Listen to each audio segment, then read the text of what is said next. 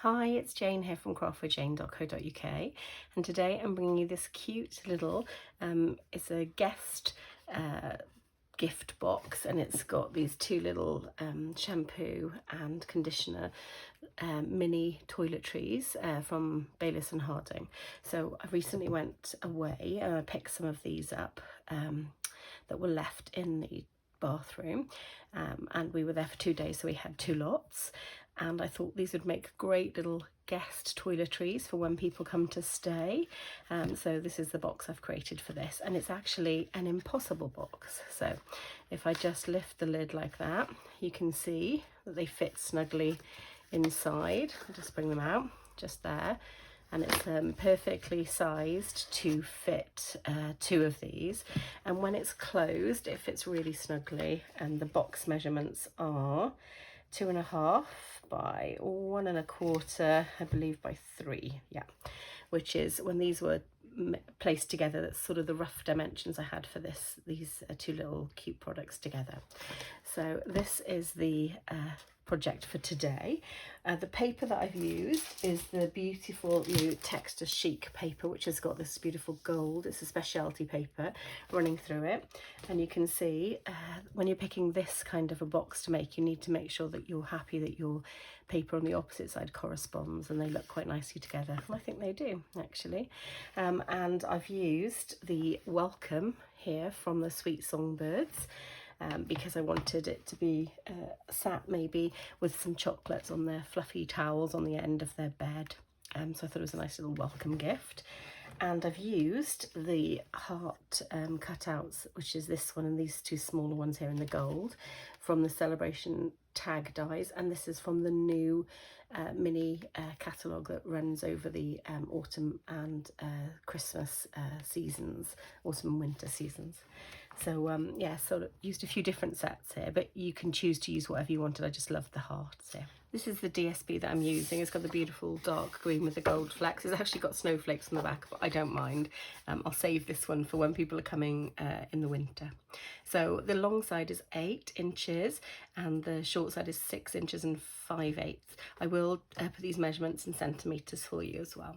So I'm going to be scoring on the long side at 2.5 inches, 3 3/4 inches, 6 1/4, and 7.5.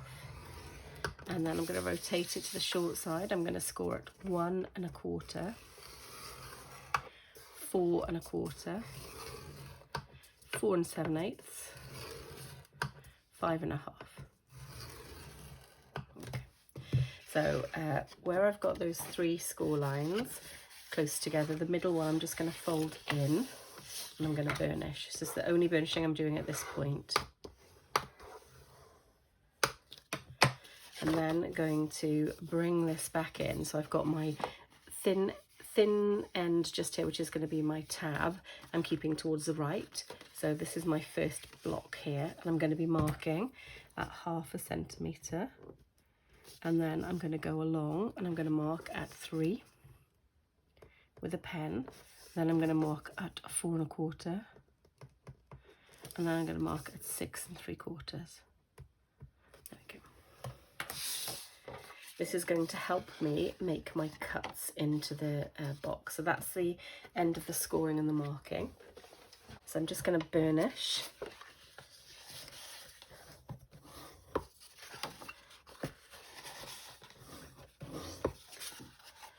And I'm burnishing this one just like that. And this one just in here. And then I'm going to do these along here, and then I'm going to get out my template to show you, and I'm going to start making some cuts. So this is, although it looks a tricky box to make, once you've made it, it's absolutely fine. So this is my template, which is what I'm going to make my cuts like. So I'll leave that here. I'll just show you this just here, and then I'll start making some of my cuts. I'll get out my paper snips, and I'm going to cut this box just here away, and I'm going to go up to that corner and across there. just like that there. Then I'm going to cut up all of these. This is going to make the base of my box, and I'm just going to mite it in, wedge in, whatever the word is you like to use, along my score lines just here. Just like that. And then this is the last one just here. There you go. So that is the base of my box, all cut and ready just there. So obviously it's the flip side of this one, but I think you can see it better on here. And now I'm going to do this just here. So I'm going to turn this over, and I've got my pre-marked spots just here. So I'm literally going to start here and end where the fold is just there. So I'm literally going to cut from here to there like that, and that then gives me my first cutaway, which is just there. If I turn it that way, which is just there for you to see. And then I'm going to do that, so I'm going to cut down this line just here, and then I'm going to cut away this one just here to the edge of that line. Okay, there's that one there, and I'm going to do exactly the same here. So I'm cutting down to that score line just there, and I'm double cutting obviously because it's folded over, and I'm going to cut like this. There we go. And then the last one is just here, so I'm going to see whether my score line is, and cut down my score line, and then cut this one away just like that. There we go. So I'll open this back up to show you, and you can see that so far it's mirroring exactly what I've cut here. I've just got this edge to cut just here away now. So with this one, I'm going to cut down like I have on all the others. So find my score line, cut down it, and then I'm going to just, where this score line is, just going to miter in a little bit there. And I will open this back up, and I will show you next to my template. So you can see that it mirrors the template just there. So I make sure I put a picture of this on my blog so that you can see. So I've folded that over, and I've made the cuts along here and down there. Okay, so I'll make sure that's on my blog for you. Do follow the links below for that. So I do want to make sure that this comes around, because I actually want most of this side showing. So I'm going to put some glue just on here, and I'm going to use my liquid glue for this because I do need to have a little bit of wiggle in this project. So I'll just pop some liquid glue just in here, and then I'm going to bend that one over there and bring this one here and just try and line them up as best I can. So that does look lined. I'm going to press down. Oops. Take some of that excess glue off. I've got a real habit of over gluing, so yeah, please try not to over glue like I do. And then I'm going to turn it this way and just make sure, yep, it looks like it fits. There's no overhang, which is good. That looks perfect to me. So there is something that I should have done before I did this, and I completely forgot, and that's to turn this over. So do that first. Okay, so make sure that before you glue anything that you've turned this over so that it creates this, and then go ahead and glue. This time I'll try my best not to over glue.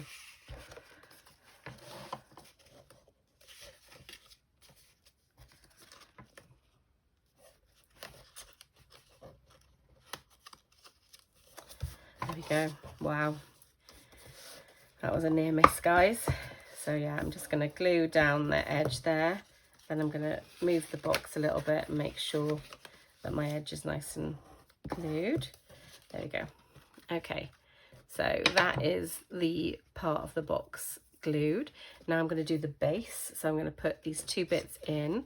I'm going to pop some glue just like this on here. And then I'm going to bring this over like this. And I'm going to try and keep it as straight as I can. And then I'll glue this part of the bottom just here and then I'll bring this side over like that, and I'll keep it nice and straight. There we go, makes a nice base to my box. Now I'm going to turn this over. I'm going to use my bone folder, and I'm just going to press down. So I'm going to pop a little bit of glue just on this lid, just here, this edge, like that. And then I'm going to pop that inside here. And I'm just going to try and hold that into place, leaving a tiny lip, because it does need that tiny lip to, which is just there, because it needs to fit around. And then I'll close it down, just double check. Lovely. I have glued my flap of my lid into place. I've given it a few seconds to dry, and I'm just going to pop my two products inside now. One just there, one just there, and now I'm just going to bring my lid back down. So that is the lid on the box, and then I'm going to decorate the front of my box just here. So I have pre-heat embossed in gold the welcome from the stamp set. So the stamp set, as I mentioned, is the Sweet Songbirds, and I've used the welcome just there, which I thought was a good sort of stamp for a pillow gift. And then I've used, out of this amazing celebration tag dies, I'm going to get a lot of use out of these, I can tell. I've used the beautiful heart, which is it's like double layered with a stitch detail, so you will get a negative as well, which you can use, which is what I've got here. So you can see the outline of the of this heart is also in the stitch detail. So I've done that there, so that's just there. And I'm going to be using some of this gorgeous soft succulent ribbon, and it is the satin shimmer ribbon, so I'll just use a little bit to complement it, just to pop on the front there, just to make it look a bit luxurious. So I'll just trim a little bit off, knowing that I'm likely to need to trim a little bit further off that. I'll turn this over, and I'm going to pop some tear and tape on the back of here, just so I can stick my ribbon down to start with. So which side am I going to want it to go off? So this side, I think.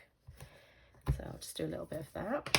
Use my pick tool, see if there's enough here to hold the ribbon in place. And then I'm going to angle my ribbon like this and pop it like that, I think. How does that look? No, I'm not sure about that. Take a little bit off there. Might make it angled ever so slightly like that. There we go. Quite like that a little bit more. And then I'll do some snipping just here, and some snipping just like that. How do we like that? Yeah, I quite like that. So I'm going to pop a little bit of tear and tape on the back, just to sort of fix it down, and then I'm going to use my glue dots to stick to these. Just see if I can pull this up. Not my glue dots, I'm going to use my dimensionals. I think you all knew what I meant, because I love a dimensional. Perfect. So I'll just grab my dimensionals out. So my favourite, or definitely one of my favourite tools for gluing anything down is my dimensionals. So I'll take my backs off.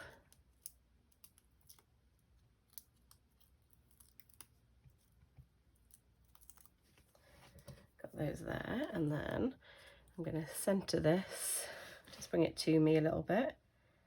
There we go. Try and centre this. So that's quite cute, just like that. I've got two of the little gold hearts as well, so I'm going to pop those on. So I'll pop one just up here, pop a tiny bit of glue on the back, like that, and just pop one up here and one on the bottom, just one down here like that, gently tucked under. They're quite cute, aren't they? There we go. Press those down, I use my bone folder, I think, to press them down because my finger's a bit sticky. There we go. So that looks quite lovely, doesn't it? Now you can finish it off with some jewels if you want to. So I was thinking maybe of using some of the golds out of this brushed metallic adhesive back. So let's have a little look. There's like a rose gold there, which would look quite sweet maybe on this one just here. What do we think? I'm not sure about that. Let's have a little look.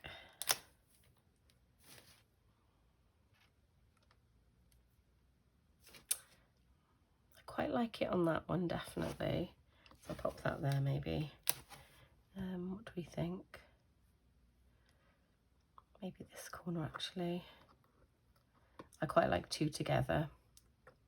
I don't know why, I just do. So that's quite funky there, isn't it? How does it look if I put it over here as well? Yeah, it looks quite sweet. I'll follow suit. So there we go. So that is the brushed metallic adhesive back dots there, which I quite like. So these are my finished Impossible boxes. You can see they open up and they close quite nicely. So just open them up. You can see the products inside, and then they just close quite nicely there. So I do hope you've enjoyed this project today, and if you're interested in purchasing any of the products that I've shown you, don't already have a demonstrator, please do follow the links below. I'd be delighted. I always send out thank you cards, and for people who use my host code of qualifying orders, you get a gift pack as well. So it's well worth considering ordering with me if you are interested in buying Stampin' Up products. So yeah, I'm gonna leave you with this one and say bye for now, guys, and happy crafting.